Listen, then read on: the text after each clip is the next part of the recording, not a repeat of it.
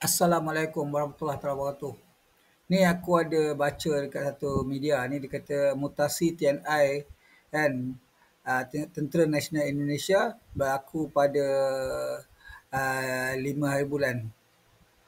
Bulan 4 ni cerita dia, April 2025 cerita dia. 4 orang pegawai tinggi, 3 bintang dimutasi ni dalam bahasa Melayu dia, bahasa Malaysia dia, kita panggil lah ditukar kedudukan jabatan, atau macam dinaik pangkat, atau ya dinaik pangkat, diubahkan kedudukan dari satu jabatan ke satu jabatan yang lain gitu dia. Salah satunya daripada Putra Try Sutrisno. Aku nak sebut nama-nama orang Indonesia ni pun susah sikit lah cerita dia. 4 pegawai tinggi ni cerita dia kan telah dimutasikan oleh Panglima TNI Jeneral Agus Subianto cerita dia, pada mutasi TNI April 2025 cerita dia.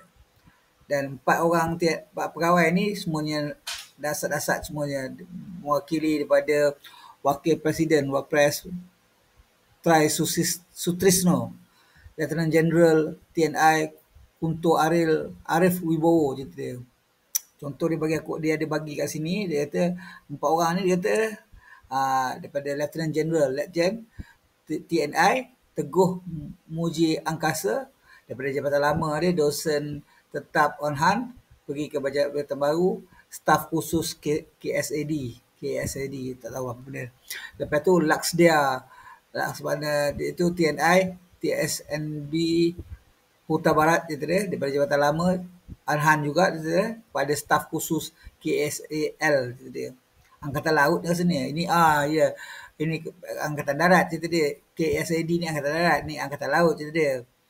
Yang ni Laksdaya di TNI Agus Haryadi ni daripada Sesjen Wantanas dipanggil pergi ke staf khusus Angkatan Laut lah cerita dia.